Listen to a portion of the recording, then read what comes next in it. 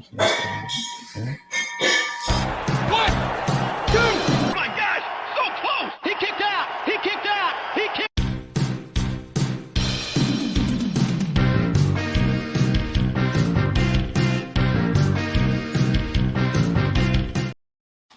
Hello, welcome to Ring Takes, episode 77. I'm Daniel Daly, of course, joined by my co-hosts Lewis and Brian.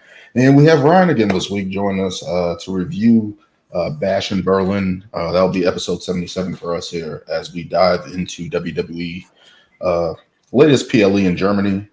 Crazy crowd as always, of course, with these international events.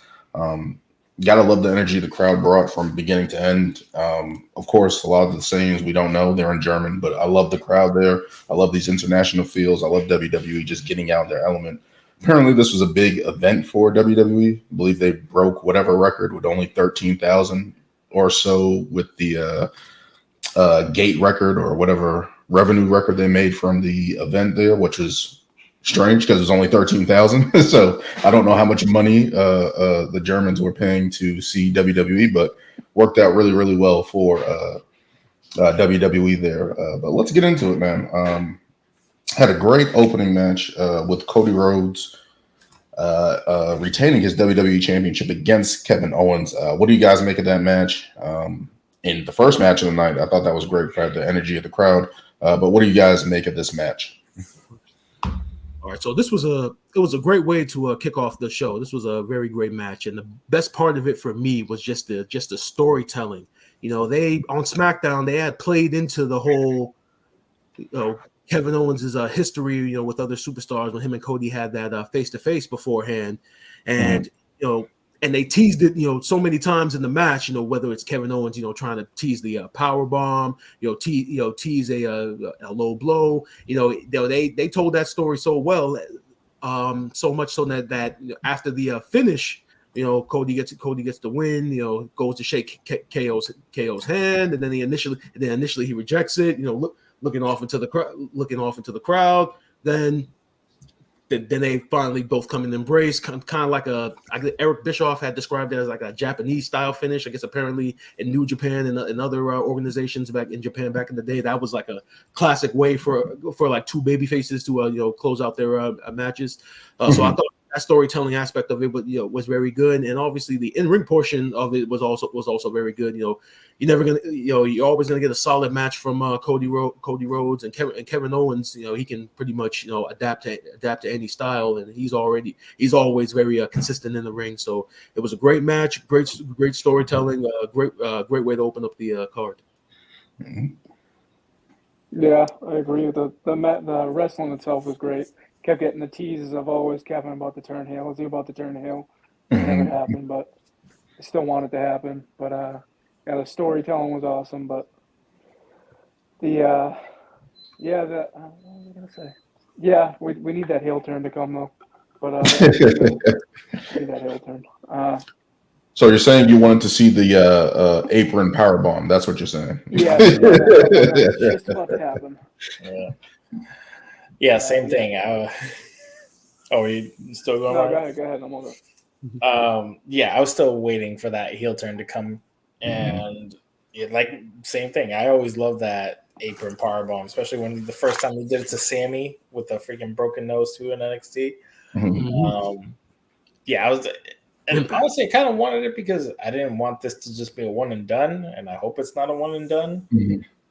But there were also, I don't know if you guys heard this, but some stuff about Kevin's contract, if he's a free agent or he hasn't re-signed yet. So I know there were people talking, could he go to AEW? Obviously he has a lot of friends over there. And, too, could this have been like the one-off? Who knows? But I was hoping the heel turn would kind of cement, another match, another rematch, or but definitely great storytelling, great, I was a little skeptical because it was just kind of like he kind of gave him the title shot, and they did what they could, leading into it, but still a great match. I just hope it's not a one and done. All right, so Daniel, before you go, Lewis, I think they Solo had a promo on SmackDown where he pretty much said that whoever wins the title, he got next. And I think the dirt sheets are reporting that that's going to be a title match coming up at Bad Blood. There's going to be Cody Solo too. That nobody wants to see. I think they're setting it up. I think they're setting it up for Roman to come back and actually have Jimmy and other people with him, because last time we saw Roman, he got taken out for 4-on-1. So realistically, it would make sense if he's going to come back and screw Solo again. That he's going to have more people with him. Definitely Jimmy, probably Paul Heyman, and you might get a surprise with Jay or whatever. So what you guys are saying is that you guys don't want Solo to challenge for the title. I'd rather have Jacob Fatu challenge for the title. I would rather have Jacob Fatu as well. You mean this guy that was just in the walking boot who just got hurt? Story. Again, Jacob Fatu was just more interesting than Solo is. He's not the tribal chief. He's in a boot. He can't do it in a boot. He's in a boot, and he's still more intimidating and interesting than a lot of people on the roster. This dude's still very surprised that they're letting this man just super kick people with a freaking boot on. Like, I've never seen that before. And still is intimidating the shit. It isn't like a cast or anything like that. Nope, it's a boot. It's just a boot. I'm like, how injured are you really? I mean, yeah, I thought the match was great. Great energy from both those guys. You know, you're pretty much going to know what you're going to get out of Cody at this point. But as always, his opponents that I'm impressed by, that they go in there and put on a good show. Looking at Kevin Owens, it's just like at some point I'm like, why hasn't he been champion the past couple of years? You know what I mean? But he's always going to put on a great performance with his output. He's always going to tell a story really well in the ring, as we saw there. And Wade Barrett on commentary saying, yeah, why can't he pull the trigger? You know, knowing that Kevin Owens has these things in him. He's like, why can't he pull the trigger to win the big one? And that's why he's not going to win over the course of the match. I thought that was good commentary on by him. But the match was pretty impressive. I love the match. Great opener. I thought Cody did a hell of a job. I thought Kevin did a good of a job. Moving on to Solo, I think it's only right that it circles back to him, right? Because they need to continue to tell the story of the bloodline, and Cody is wrapped up in this bloodline storyline until he faces Roman or The Rock, whichever one comes first. But it's going to be interesting to see what happens on SmackDown. Let's continue moving on to our next match. Let's go to the main event since we're on title matches. Gunther outlaws Randy Orton to retain the World Heavyweight Championship, a very hard-hitting affair. Gunther with the home field advantage, only an hour away from Austria. How do you guys feel about this highly physical matchup between these two? This was a good old-school match. Mm-hmm. Two men just going at it. Mm-hmm. I love 30-plus minutes in this match, if I'm reading. Yep, 30-plus minutes. The showing respect at the end, I thought that was really cool. I think it was kind of like a Randy passing of the torch moment. Mm-hmm. Mm-hmm. And I thought that was pretty cool. One thing that I really liked was actually post commentary that Big E said about Gunther was that, you know, he kind of brings this like old technical, like just like wrestling style that I guess a lot of people say like, oh, that's like a boring style, and it's just like if William Regal was on steroids. That's how I look at it. Like it's crazy to think like it's all just raw strength and technical. Like he's not doing flips. He's not, you know, he probably has like one move off the top rope, which is just a basic splash. But with this size and just like poise and everything that he brings, it works so well. And I'm not gonna lie, Randy, you know, in the state that he's in, he is a monster right now. You know, this is probably the biggest we've ever seen Randy Orton in the ring. And by a long shot. And exactly the fact that he was walking down, he was like, I think they said his weight was like 280. He's like, oh, I'm pushing 300 right now. I'm 300 pounds right now. Like, that's crazy. Like, I got to be like Randy. But yeah, definitely a great match. I'm not gonna lie, for a slight second when Randy hit the RKO, I was like, oh, are they about to piss off a bunch of Germans right now? But I'm like, they wouldn't do that. Yeah, that building would have rioted if he was legit. Yeah, because but yeah, definitely great match, hard hitting. Still want Randy to I could easily see Randy getting another title run. Hopefully, maybe he'll get one. Definitely not against Gunther right now because it's just too damn hot right now. But great match.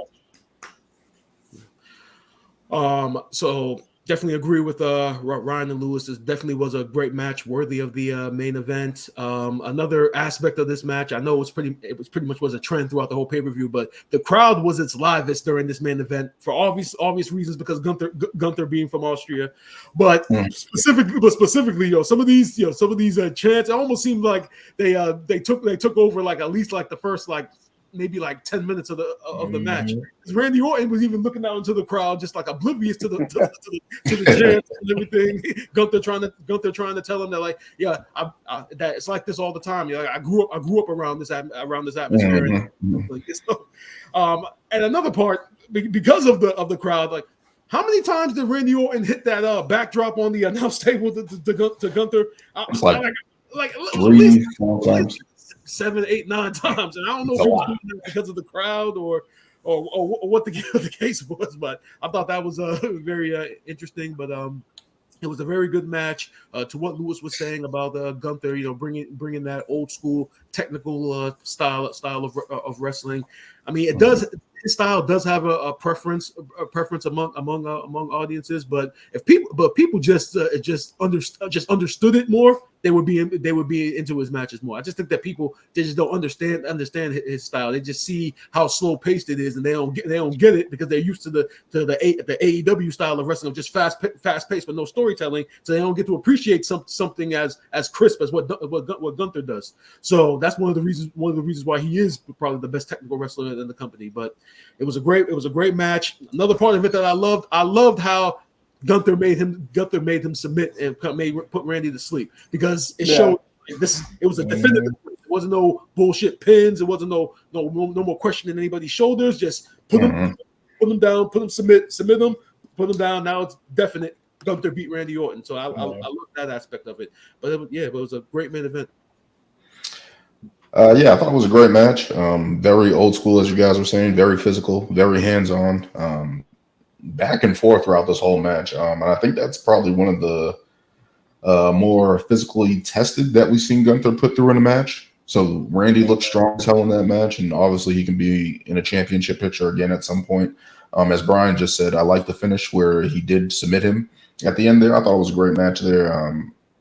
And Gunther just able to do anything. We see him wrestle big guys, small guys, technical guys, veteran guys. It doesn't matter who he's in there with. He's going to make it gold. And kudos to Randy, because obviously he's a consummate professional, one of the best in the business. And it's just like, even his advanced age, his injuries and stuff like that, he's still able to put on a great show. And that just showed it. And it just goes to show you, when you guys are talking about these guys' styles, compared to what the wrestling landscape has been over the past couple of years. And these guys Randy Orton has been preaching, of course, when he's talking to internet people, the internet wrestling community, hey, less is more. This wasn't a flashy showboating from Randy or Gunther. It was just hard hitting, straight to the point. You knew what they were going for. You know what they were doing. And I think that added to the match more than anything else.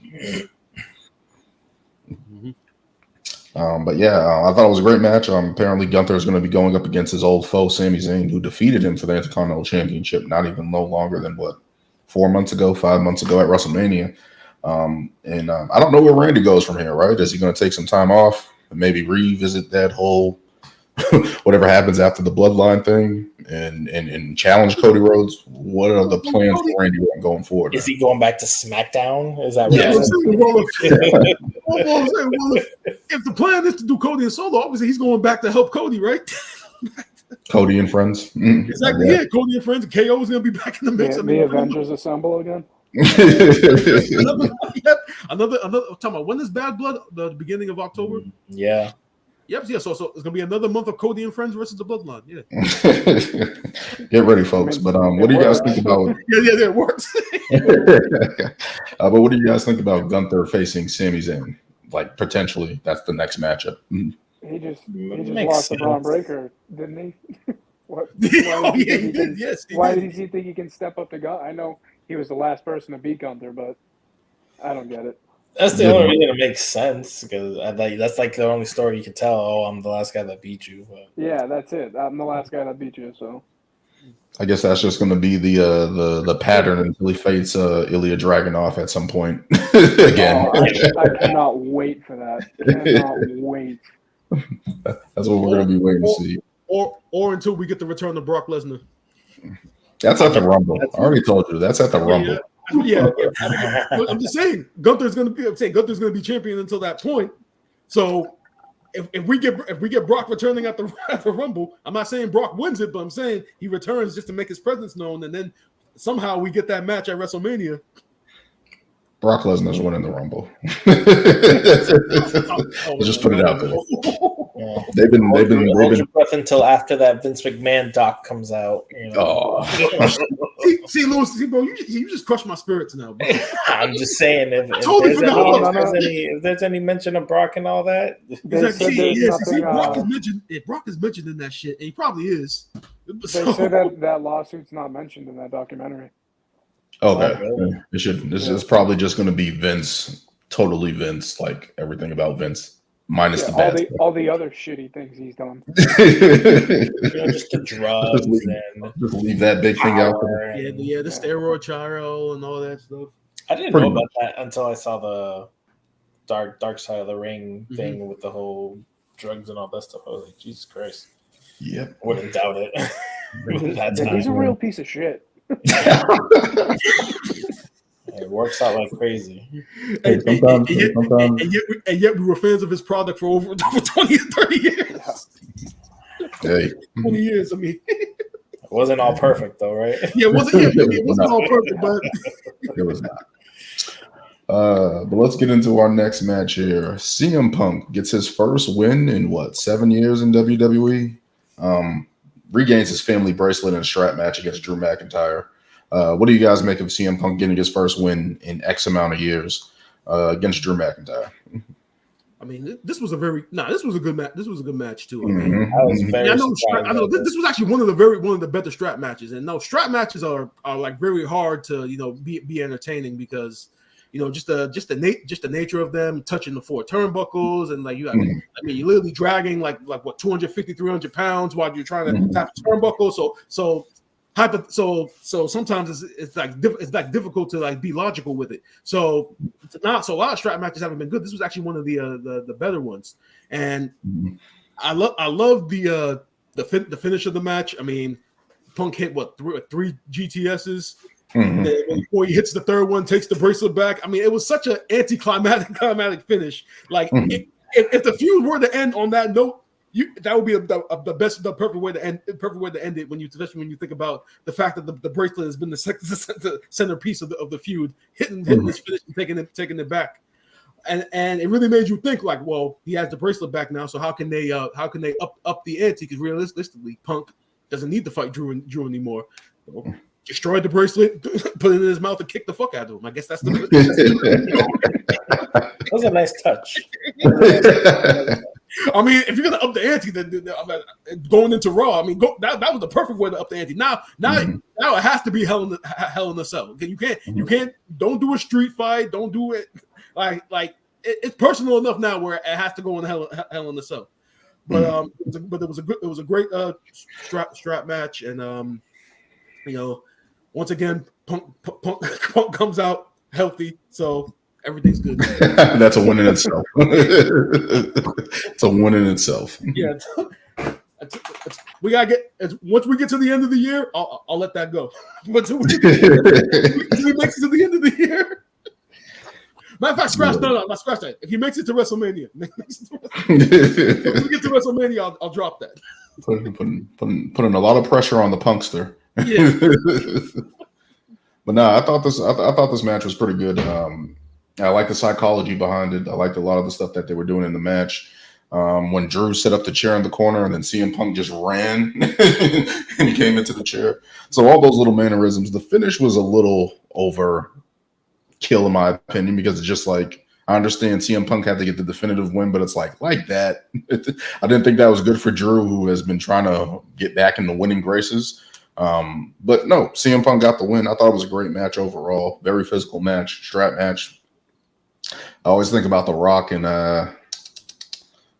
Billy Gunn at SummerSlam. It was one of those. No, was that Fully Loaded? Long time ago. I think about that strap match. The Rock, I believe, in Triple H had a strap match at some point. Just think about what Brian was saying with the overall strap matches. One that comes to mind right off the bat is Eddie Guerrero versus JBL. 2004 Great American Bash. I remember that one. So you just get these type of strap matches that are just which is CM Punk's specialty. They said that on air. He's been in multiple strap matches. Good to see him get the win, get out unscathed. I thought everyone looked good in this match. But yeah, CM Punk got the win, man. I like that. He won Raw's coveted top title, the bracelet back. For a hot second. Yeah, for 24 hours. The first 3-time bracelet holder. I mean, I'm pretty sure it wasn't the real bracelet, but yeah. No, there's no way. It's the real one. So I was confused because I was thinking about Punk's old strap matches, but like, has the strap match always been with the whole touch the 4 rings? Haven't there just been matches where they're just strapped in and they just beat the crap out of each other? I remember specifically. I remember it was the Great American Bash. I think Randy Orton had a match against Dusty Rhodes, and it wasn't a strap match; it was a Texas Bull Rope match, kind of, but the same concept. And it was pinfall. So sometimes they do it. It's all just, I guess it's just selective booking. So that's why I was remote, because in AEW when what was it, Daniel Bryan and what's his name? Why am I forgetting his name? Ricky Starks. Yeah, and like even when Punk and MJF did it, didn't they just beat the crap out of each other? That's why when I saw the 4 things, I was like, I don't remember strap matches being like that, but I was like, maybe this is like the original strap match like concept. So, but that's what made it seem like they were gonna have to like drag the other person around with them. Yeah, when the strap was plunging. It literally goes to everyone. That was kind of okay. See, I was like, could you imagine like somebody being that? Like, I'm gonna just go off script and go bam, bam, bam, and then just run around. Yeah. But I thought it was a pretty good match, man. Yeah. I was pleasantly surprised in how hard hitting it was, and obviously, it was going to be. But the fact that they made it look well, thank God, no injuries. I think you were a little right with the over, like a GTS at every stop. I feel like 2, maybe even 3 would have been fine, but I guess definitive win, right? So. No disqualifications or floozy finishes anymore, I guess. You're going to get a definitive winner from now on like going forward. But let's talk about the beatdown on Monday Night Raw. CM Punk was trying to declare himself the challenger for Gunther. And Drew McIntyre made sure that he wasn't finished. This is destroyed him, literally destroyed him. Again, right? Like the second time in like 3 months, he's destroyed him.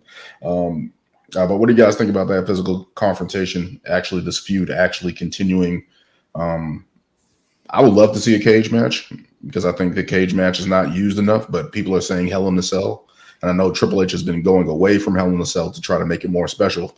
But do you guys think this feud definitively makes it a Hell in a Cell match? With the attack from Drew McIntyre.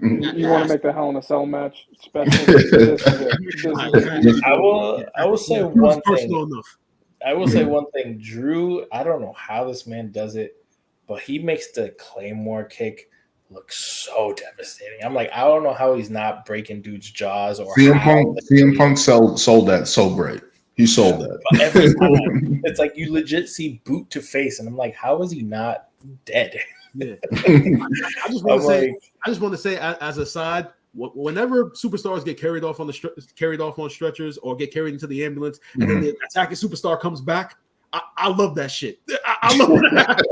Because to me, that shows how personal it is. It's like you being on the stretcher is not enough. I'm not finished with you. Because I remember when Brock Lesnar did that to Seth Rollins.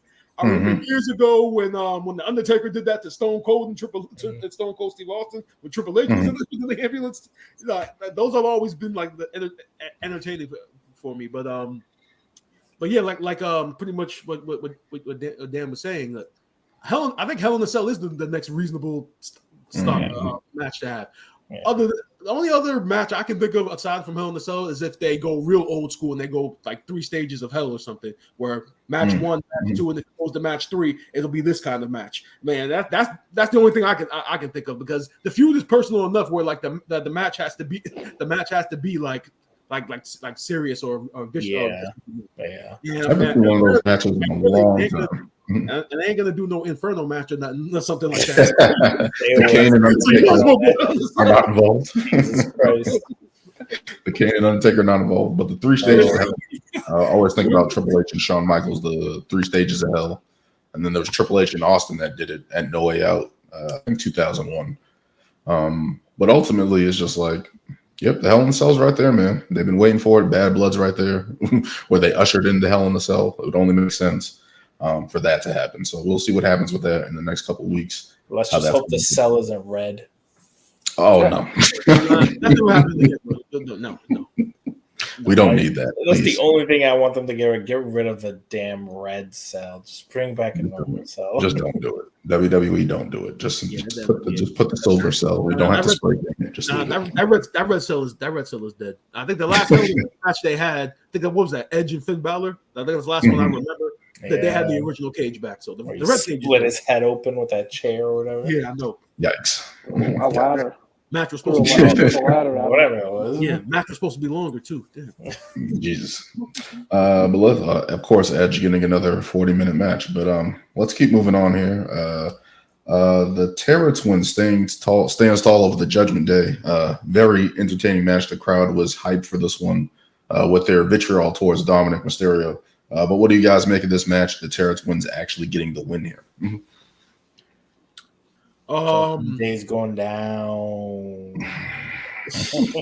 They already went down. The group completely downgraded, so they already were going headed in that direction. And I hate it. I was watching Raw, and I could not stop thinking about what Dan freaking said about those tag titles. I just kept seeing a Pizza Hut like personal pizza, and I'm like, Jesus Christ, man has ruined these titles for me. I'm just telling the truth, Lewis. That's all I do is tell the truth. Just tell the truth. Do they at least look better than the nickels and the pennies, though? That is true. Yeah, at least some gold on it. That's all that matters. As long as they're better than those, that's all that matters. So I still don't even get why they're even tag champs. But as far as the match goes, I just don't get why everybody didn't come out and interfere and, kind of shift the power. I mean, I get it. The Terror technically they did. Are hot right now. But I also think it kind of, I don't know, I guess it kind of lessens the whole betrayal thing a little bit, because the first match you get and boom, they already win. I get they're imposing and everything, and a loss to them right now is, the numbers game would have been the logical thing to, keep it going, which, I mean, it is what it is.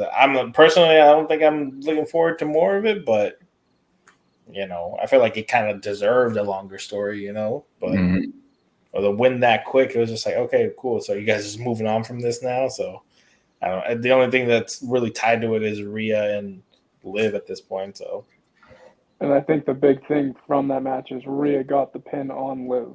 So that can now continue that pretzel pin.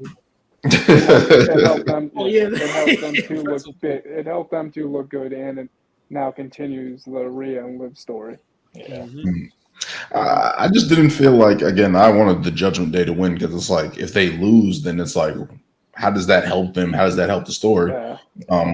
We saw on Raw how it's continuing, of course, Liv attacking Rhea Ripley, injuring her leg. So that's going to be a storyline, obviously, into Bad Blood. But it's just like, as Lewis was saying, the numbers game should have been in the favor of the Judgment Day. Why not use that? Use more tactics against the referee, blindside the referee, blindside Damian Priest, something to happen in that. So the match was very good. Of course, the crowd was white hot for Dominic Mysterio and Rhea Ripley. That interaction finally happening after so long.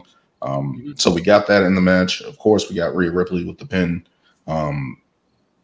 I just don't know what that did for the Judgment Day. I thought it would have been better if they got the win and continued it.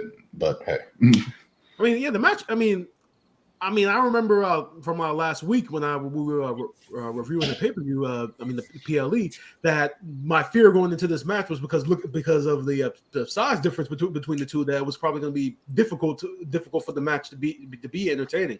But they definitely made up. But they definitely made up for it and prove me wrong, because the match was very entertaining. And like Dan said, the crowd, obviously the crowd again having a huge impact in the match, and obviously Rhea finally getting her hand on Dom, giving her that shiner, and giving him that I guess that leg scissors from years ago. To his eye, Brian. That's what happened. but it was also it was a very entertaining match. So on Raw, they're alluding to that we're definitely going to get, like Ryan said, continuing the living Rhea story. They are going to have another title match. I'm assuming. Wait, what are you gonna do now? I mean, I'm assuming if you're gonna have Hell in a Cell for Punk and Drew, why not just put Dom in a separate shark cage or something?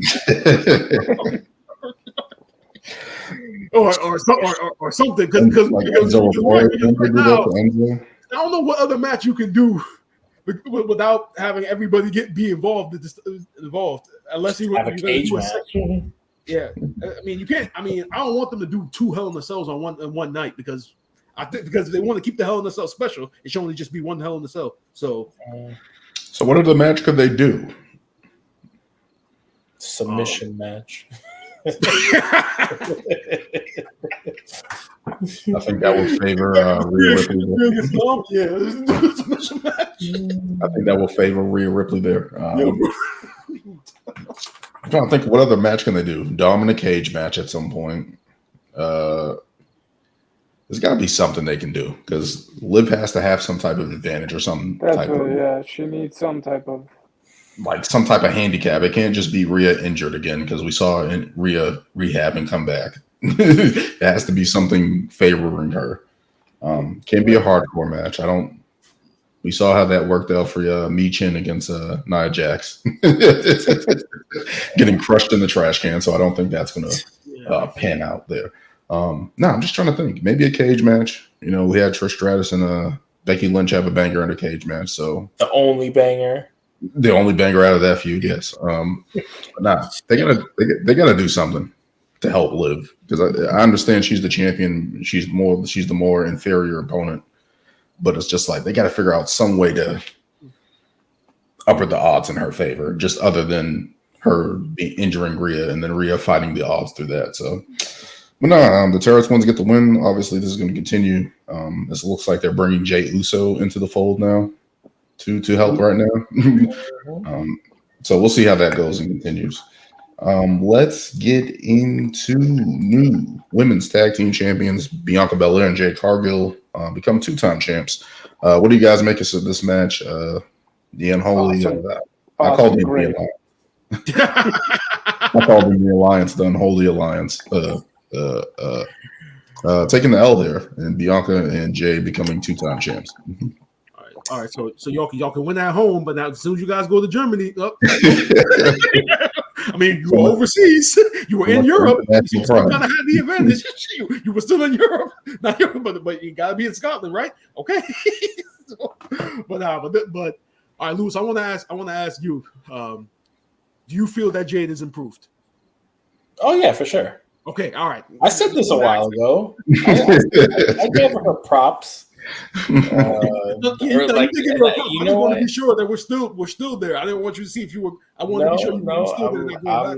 She's definitely improved a lot. I'll give her that. And I think, honestly, that's probably why they probably dropped the titles. Not that specific. Obviously, with the whole going to Scotland and everything and letting them win at home or whatever. But it probably because I saw the press conference thing afterwards, and they were saying, it was probably good for us to lose the titles because, look at all the matches we've had, or chemistry, working together, she's still brand new, not brand new as in being here, but in terms of number of matches she has under her belt. So since probably before winning the titles to now, obviously is great.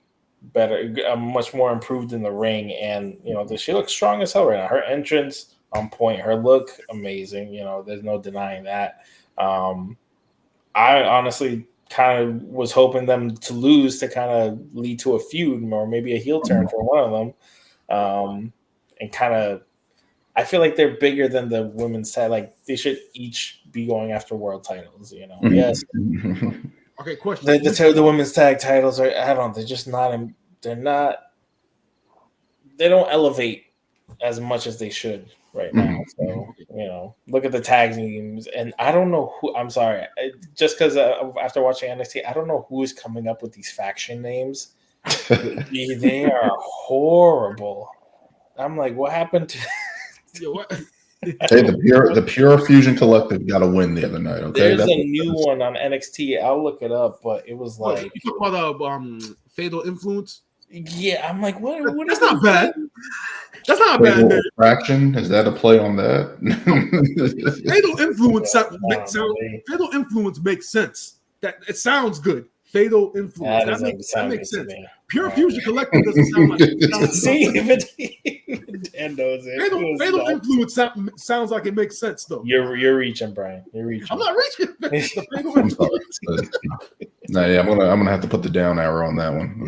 Brian, are you the writer? Is that what you're trying to tell us? Are you the one coming up with these names? But does it sound better than Pure Fusion Collective, though? They're about the same. Come on, then. Oh, they're the same. My God. I'm just saying. That's not... Okay, all right, going back to the women's tag team title match. I wanted to ask, do you think that they can draw this tag team title reign out long enough where eventually they're going to break up and have their first match at WrestleMania? Do you think they can push this out to WrestleMania? Carry it to the Rumble. Yeah. Carry it to the Rumble. To the Rumble, yeah, not Mania. Because I do think that they're trying. That's why they're kind of having the Unholy Union become the number one contender, so they can be some type of feuding back and forth. Damage Control is going to get in the mix. I think that's what they're ultimately going to try to do, and just keep it building and have these two teams just keep working each other, keep building up the work rate. Maybe have a great feud, have some great matches. And I think that's what they're hoping for. And then eventually Bianca and Jade can break up at the Royal Rumble or something, some variation of that. That would be my ideal, because I do think that's the reason why they put the tag team titles on them. I think that's the reason why they keep Jade in this tag team, not to get her exposed, but to keep getting her comfortable in the ring, getting her more chemistry with the women that she's working with. And then eventually, boom, at Royal Rumble where she debuted, she can come back in and start that process with Bianca at WrestleMania, and we'll see where it goes from there. But I think that's really why they're keeping her in a tag team, because they're trying to protect her, trying to get her more accustomed to the ring. And I think overall is going to work. I think that's what WWE is trying to do right now, just build these tag teams, build something to continue going on. So hopefully that's the plan. Mm-hmm. Sure. But yeah, great PLE and Bash in Berlin in Germany. Getting some branching storylines out of that. We'll see what it continues there. Let's go to the other event of the weekend, NXT No Mercy. What do you guys think about this this PLE from NXT, the developmental brand, as they say? What do you guys make of the matches on there? We had Axiom and Nathan Frazier defeating Chase U, Ethan Chase, and what's the guy's name? Rich Holland. What do you guys make of that? All right, Daniel, number one, Andre Chase. Sorry. Andre Chase, my bad. Ethan Chase. Before we get into Brian, and you can probably answer this just because I don't watch. What is the whole Chase U thing? I get it's like a universe, but like I really don't get it. It's a wrestling university gimmick. I mean, he has his own school named after him, Chase University. Has his own students and staff. He's pretty much his character is pretty much the dean of his own university. Yeah. Which in terms is a gimmick that will not translate well to the main roster, is what I mean. I mean, it might. I mean, you got the student section and everything. I mean, it's kind of like an Alpha Academy, kind of, isn't it? That's isn't it just Jack Gable and Alpha Academy? I bring up the same thing. Kind of sort of, because KSU was more like classroom school oriented, where Alpha Academy is more like actual amateur wrestling. Badass wrestling. Yeah, but no, the opening tag match was very, very good. I didn't. I mean, I didn't like how they took the titles off of Chase U, because I know they had just won them like literally weeks ago.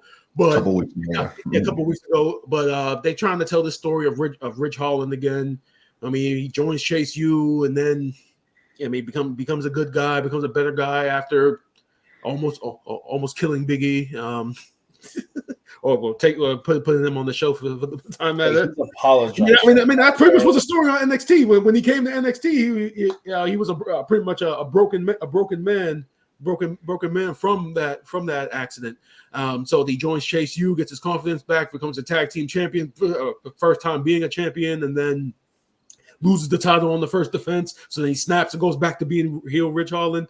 So I mean that's the story, but I just feel as though, because they've been telling the story of Axiom and Nathan Frazier, teasing the breakup between them, because I think Nathan Frazier wanted to be on speed, and then Axiom didn't want him to. Then vice versa, Axiom was on speed, so they were telling that story. And it sounded like they were breaking up at some point. Yeah. And they need to break. I mean, they need to break up. I mean, they're a good team and all, but it's like they've been together. I'm gonna interject. I'm tired of Chase U. I'm done with it. I don't need to see the red sweatshirts. I don't need to see the guy act. Duke Hudson should be a monster. I'm sorry. Thea Hale should be wrestling in the women's division and doing stuff. I know she had some title opportunities, and they tried that with Duke Hudson, and that shit failed miserably. That's why they put him in this group. Damn. I'm sorry. They tried him as a monster heel, and he sucked because they gave him that stupid ass poker gimmick or whatever. I did like the angle where they were kind of like maybe in a scandal and stuff like that, but they didn't turn them heel. So it's like, what is this group? They're just baby faces that just rah. And I'm like, why don't you get Mojo Rawley here and just add to this thing? And I don't know. He should be the dean. I'm just tired of it. I'm just tired of it. I do like it's never really made sense to me. That's what I was asking. I'm like, I don't understand. I get the gist behind it, but it's just like, it isn't like they're at. I don't know. I feel like they can do something more with that, and they just haven't. Thea Hale's a star because of it, based on her. Yeah, most definitely, yeah. But it's just like, I don't know. The next match was Zachary Wentz versus Wes Lee. I did like this match. I did feel like it was a little too. They tried their best. Will Ospreay, Kenny Omega choreograph in the beginning of the match type thing, where they were trying to do that, but once they got out of that and actually got to the wrestling, I thought it was pretty good. I didn't understand. What was his name? Zachary Wentz. Zachary. I didn't understand him winning. I'm like, you had this dude just turn on you, and he's already losing. Wesley. Yeah. I'm like, I don't think it's. Yeah, but I don't think it's done. That's why, because it's just. But like, for him to lose, like, I feel like he should have lost on like a regular episode of like NXT or something like. I think they also. I think TNA was probably also just like, hey, we have to have at least. You gotta come back. There's that too. We keep sending wrestlers over there to lose. Can we get one win? Yeah, I mean, you got. That's true. Because I forgot about the what's her name? Jordan Grace. Yeah. Mm-hmm. Lost, by the way, Zachary Wentz's finish, that UFO cutter. That thing is nasty. Yeah, it's nasty. Yeah. I'm like, I need to see more of him, man. They did. He's pretty good. I remember he got released for all that scandal thing back in the day, so that's why I was like, it's shocking to see him back. Bullshit. I remember that. But to have him back, that was pretty good. And yeah, I don't understand having Wesley lose. If we're gonna have him just do this heel turn, he was the breath of the North American Championship when it was in limbo and stuff like that. And it's like, you're going to have him lose like that. So it's like, obviously they're going to continue this feud, but it's just like, I didn't like him losing in that manner. Let's keep going on. Kalani Jordan defeating Wendy Chu. I don't know what her gimmick is. I know it's the sleepy thing. And now she's like having nightmares or something. I don't know. But I'm always impressed by Kalani Jordan, especially when you hear her story and how she was only in the developmental performance center for a couple months and stuff like that. And she's full grown. Her and Sol Ruka, they both came in kind of at the same time and stuff like that and developed pretty well. I'm impressed by her and her in-ring ability. But this Wendy Chu gimmick, I'm just like, What? Dan, I'll tell you this much about it. The babyface version of this gimmick that she was doing on 2.0 is shit compared to what she's doing right now. So this is an upgrade. Okay. Upgrade. She needs to go back to that. What was that evil Asian group that she was the thing for before? I had so high hopes for that. I had such high hopes for that. It was Boa, 2.0 had to happen. It just had and to happen. Zia Lee. Zia Lee. I thought it was going to be something and just never happened. Just never happened. But no, I was impressed by Kalani Jordan. I thought that was a good match between those two. Oba Femi versus Tony D'Angelo. What do you guys make of that match? That was a banger. I really thought he was going to beat Oba Femi. I was like, this man's going toe to toe with him, like fucking belly to bellies, over the head tosses and everything, false finishes. I was like, Tony D'Angelo definitely like. I haven't always been a fan of his gimmick. I thought it was too gimmicky in the beginning, which kind of threw me off a bit. But I've seen more of his matches now, and I'm like, he's good in ring. I don't know how well his gimmick would translate to the main roster, but in this match, I was very impressed. And I was like, so one thing I realized, like going into this match, I didn't realize like Tony D'Angelo's been with NXT for a little while now. I mean, he was around. I mean, he debuted during the 2.0 days, and he's actually a top star there. So this is actually was like Oba Femi's like biggest title defense so far. So. To have Tony D'Angelo like actually like give like Oba Femi that fight, kicking out of his power bomb, being the first person to do it, like it reminded me like, yo, Tony D'Angelo, like he's a top guy over here. He won the Heritage Cup, he's won the tag team titles. I mean, I think it's time for him to be drafted, come up to the main roster. I mean, he's well overdue. I think he's been good in the ring. I don't like his gimmick, but in the ring he's pretty good. You know what I mean? You don't like the Don of NXT? Nah. They could do it better. I feel like they could. I don't know. Expand on it more. Hey, I feel like it's too limited. As an Italian man, I was waiting for that. I was just about to ask. You don't think it's a caricature, Ryan? We need a cosign. Okay. But it was the predecessor to the Bloodline. That's what it is. Hey, the Don family. That's pretty good to me. Nah, but I just gotta say a quick side note with NXT. I don't like the Heritage Cup. Get rid of it. I don't like that.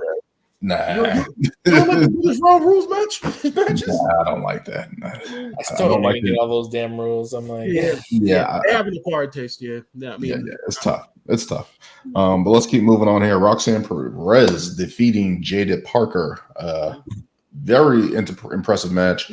Pop Rocks with the win. What do you guys make of that match? And Jada Parker getting her first title match. You guys were talking about Miss Parker off the air. You guys want to we can keep those off there. We'll leave that to the chat. But no, I thought she was pretty good in the ring. Seeing her in an extensive match, not just a short match that she's usually been in, but NXT just keeps developing these women. They just keep tossing them out there and just keep developing. That's crazy. No, there's so many of them where like they're at the same level that Jada Parker is at right now. You could substitute like at least like 6 or 7 of them right now, put them in the same spot, and they have the same quality of match that she had. That's how deep their women's division is. Let's rinse, repeat, man. They just keep it going. Like everyone's What's the name of the other one who's like the MMA fighter? But Lola Vice. Lola Vice. Oh, that isn't the one you was talking about for a while too, Brian. Mm-hmm. Oh, yeah, Lola. Yeah. Nikita Lyons. I can just keep going on. She's coming back. See, Nikita Lyons. I don't know if she's gonna be good though. She got that's two ACL and 2 knee injuries back to back too. So it's I don't know. Cora Jade should be back soon too. Her too. ACLs back to back. That was bad. As soon as she came back, it was right back out. Tegan Knox. I don't know what it was. It was like her, Nikita Lyons, Cora Jade. I think Sol Ruka, like there's a bunch of them that just tore the ACLs. all at once, right? Yeah. It was like a crazy span. It's been like a big year for injuries in wrestling in general. But it's just like, how the hell does that keep happening? But it keeps happening. So hopefully they got out of that rut, got out of that bug, and can continue moving on, developing these women. What do you guys make of Ethan Page versus Joe Hendry with Trick Williams? Before we get, all right, we'll Side away. to side. We almost forget. Julia appeared after the Roxanne. Yes. Roxanne match. Julia, yep. Well, I've been waiting to appear in NXT. Finally came out. Julia finally came out. Finally. So that's probably going to be her next program with Roxanne Perez, which I can't wait to see because I've been waiting to see her in WWE for a while. So glad to have her on the side. But yeah, let's get into the main event, the NXT Championship match. What do you guys make of that? Joe Hendry in a title match against Ethan Page. Joe Hendry can wrestle. Joe Hendry. Like we said, like I told John, I think John is the one that said that Joe Hendry's that deal with TNA was up in like November. I'm like, man, TNA needs to break the bank to keep him because I know WWE. Desperately, not desperately, but it's too late. It's too late. Right. And like you already know, Joe was already thinking like, I'm definitely staying here. Well, I think it also adds a lot to his popularity because look how big he's gotten by not being in the WWE, and once he appeared in the WWE is when it even blew up. Just overshot. I didn't know who he was when he first popped up, and I was like, "Yo, this is catchy." Me either. Until I saw some TNA videos, I'm like, "Oh, okay, that's who he is." But it's just I would like always see like comments about like, "Oh yeah, say his name and he'll appear." I'm like, who are they talking about? Then he popped up in NXT, and I started doing research. I'm like, this dude has got that it. He's entertaining. That's what this showed was like. All right, is he more than just an entrance? Because is he just Fandango?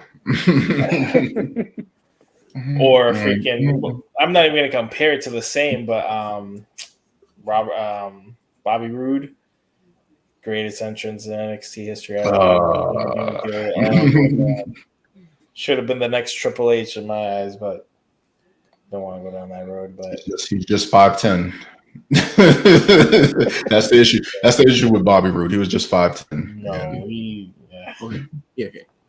As a side, every time I see Ethan Page since he won the NXT title, all I can say is, how did AEW fuck that up? Having him on the taking advantage of him. Like he's a great heel. He's great on the mic. Great heel. He's very good. He's very good in the ring. He has everything that you would need in a top guy. Like when he won the NXT title, like it was believable. It was believable, at least for me. So it's like I don't understand how like you have a talent like that, you don't take advantage of him while you have him under contract. Like the biggest thing he did in AEW was feud with Darby Allin and have a coffin match. That's the only thing people remember. Everything else he didn't do anything else. He was in a tag team with Scorpio Sky, and he was in America Top Team, and they were feuding with Jericho in the Inner Circle. I remember that. But other than that, he didn't do it. He didn't do anything. They didn't take advantage of him. And then you see him in NXT now as a top guy, and it's just like, how do you not take advantage of that? Would you say he's similar to an Austin Theory though? Similar to an Austin Theory. Like it's no, because he's better on Theory the mic. when he was like U.S. champ. Like because he's better on the mic than Austin Theory is. Yeah, I think in AEW they just had too many guys that play the same role, and so many guys that are kind of similar to him that they're just like we couldn't pull the trigger with him. But I think what NXT has done is kind of done what they did with Swerve Strickland. Right, like you put him in a promotion, you make him the top guy, and he just extends his way up a lot faster than Swerve Strickland. But the way they've promoted Ethan Page and just have him carrying the title right now, even though it's NXT, it's like you still see the value in that, and you can still see that's a loss for AEW because it's like AEW kind of was staggering a little bit there, looking for talent, trying to figure out what to do. And it's like you guys missed the boat with this guy because what WWE has been able to do with him. I like his promo skills. He definitely comes off as a heel. His song is catchy. He's good in the ring. And I will say this: I don't like the influx of TNA AEW guys in NXT. I'm not used to that. Maybe I don't know how I'm going to say this, but it's a new era.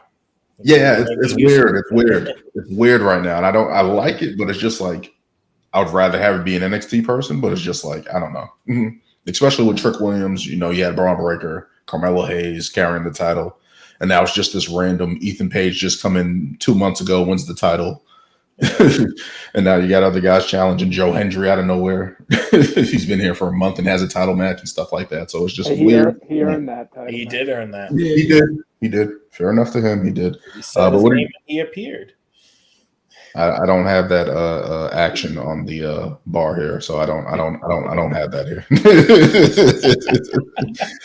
But what do you guys make of Trick Williams, Pete Dunne? How long do you think Pete Dunne is going to be battling in NXT? Because he's been there for about a month now, going back and forth between the main roster. He's battling Sheamus on the main roster. He's battling Trick Williams in NXT. Like, I get what he's doing, but it's like, I guess for me, it's like, what is the ultimate goal? Are they just putting him in feuds to put him in feuds to give him something to do, or is this like actually going to elevate him? Because the last time with Sheamus, he lost, and then it's like, is he going to lose to Trick Williams, or is he just literally just propping people up? It's like, this would be their second match, and he beat Trick the first time, so you would think Trick is going to go over in the second one too. So it's like, so I agree with you. It's like what is the goal? I mean, it's like he's burning the candle at both ends on both Raw and NXT, and he's coming up short. Because wasn't he? Is he in the Continental title for the 4-way, or did he lose in? He's in it. Oh, he's in that for the 4-way. He won. Oh, so he's in that fatal 4. Okay, all right. Oh yeah. He did. So he's in that fatal. Jay, Pete, Ilya, and Braun. Okay.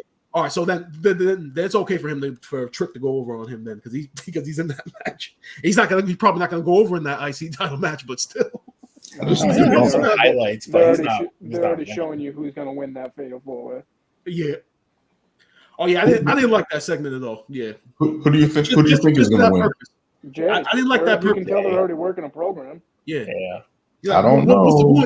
What's the point of having the fatal 4-way if you're gonna have that interaction? Unless you have Braun come out and do something during the match. I think the Judgment Day is going to get involved. Why? He got involved in Judgment Day business. He helped Damian Priest. So he hasn't won yet. Why have it? My other thinking was you had Braun Strowman step in for Bronson Reed. Was the plan for Bronson Reed to win this whole thing? Now you have Braun Strowman win it. Yeah, he was like, so you're gonna put in the guy that I just beat? Yeah, that's weird. Apparently, well, he's not gonna win. There's a lot. Who's the only person that hasn't gotten who can't get backstabbed in this match? Who's in the final 4? Ilya. Because Sheamus can cost Pete Dunne. Judgment Day can cost Jey Uso. That is Ilya. Unless Braun Breaker comes out for Ilya. Ilya Dragunov is clear cut. He couldn't compete the last time he faced Braun. So I guess. Bronson Reed's going to come out and attack Braun, so that leaves us for Ilya Dragunov. He got COVID, he can't. Hopefully he recovers by next week. I know they didn't say what was wrong with him. They just said it wasn't cleared. They said he had COVID. Oh, is that? I didn't see that. I think either the dirt sheets or they announced that he had COVID. I'm pretty sure Adam Pearce put out a video earlier in the day. I guess we would be remiss not to mention Odyssey Jones getting released from WWE. Avid. We don't know for sure if that's the reason, but if it is, it's like, geez. I read somewhere that they said they went over everything on Sunday and they decided to let him go. I think that's what they said. I get it's a bad look, but it's like, why not? I don't know. It's like, why not let these things somewhat find out what the decision is before just because anybody can get accused of it. Again, as I said in the chat, WWE knows all the facts. And it's bad enough for them to say, we're not waiting for it to hit the public. See you later. That happened with the same thing with the dude we were just talking about, who got accused and he got released. Jacob Fatu? No, I think the guy from with Wesley, his old partner, You know, he got accused. I don't think anything came of it, and now he's allowed to come back into the company. You know, I get it's all in due time, but it's like, but even second that headline hits, like you're out of here. Again, in this new era with social media, WWE just moving on from Vince, trying to be a new company, they're trying to get away from that stuff as far as possible and just the same thing happened themselves. with Rich Swann too. But they're just trying to get away from that stuff because it's just like, if it's found later that he's innocent, and then they can probably bring him back. Maybe there's that wink, wink, like, hey, if everything smooths over, we can bring you back, and everything's like you're completely innocent and there's no wrongdoing. This is just somebody accusing you of something that isn't proven. Maybe they can bring him back, but it's such a touchy subject. Velveteen Dream. Lost in the sauce. Lost in the sauce. Such high hopes. Velveteen Dream, man. I think he's trying to make his way back on the indie scene, and he did that apology video that he did, which was, I thought it was nice, but it's just like, it's tough, man. That's tough.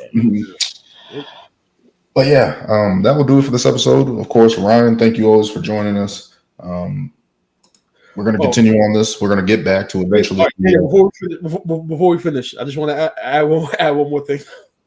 So AEW All Out is this Saturday. I just bring attention to it. So far, they have announced that Swerve will be facing Hangman in a cage match. Okay. Let me bring this up. Okay, so I'm trying to think off the top of my head what they have announced so far, because literally this is literally a week and some change after their biggest pay per view. Don't understand why they had the pay per view like a week and then another pay per view the next week. All right, so all out matches. I have it here. Will Ospreay will be facing Pac for the International Championship. That is on there. Willow Nightingale will face Chris Statlander in the Chicago Street Fight. Of course, they need to have a street fight. Swerve Strickland will face Adam Hangman Page in a steel cage match, as Brian just said. MJF versus Daniel Garcia. However that happened in a week or so. Daniel Garcia, yeah, because MJF took out Daniel Garcia, yeah. Yeah. Mercedes Moné versus Sheeta for the AEW TBS Championship, and Bryan Danielson versus Jack Perry. Are you kidding me? Yes. I was just about to go off on that about that. Like, what? if this is his first title defense, get a credible opponent. Jack Perry is not a credible opponent. He's a scapegoat. All right, like no, he gets blamed for everything. Like you have again with AEW. I will say this on your roster. I will say this. Wrestle Dream is in Tacoma, Washington, so they're probably saving that for Okada or a Kenny Omega or whoever. So they're probably just doing Jack Perry to get him out the way and get this first one out the way and move on. Everyone hates Jack Perry, of course, so they're going to be doing that. So we'll see what happens. Full Gear is in November. That's in New Jersey. World's End is in Orlando, Florida. That should be interesting. But yeah, that will do it for this episode. Of course, All Out is this weekend, as Brian reminded us, unfortunately, at the end of this episode. But I'm pretty sure it's going to be a banger. There's only 6 matches on the card, which is not the usual standpoint for AEW.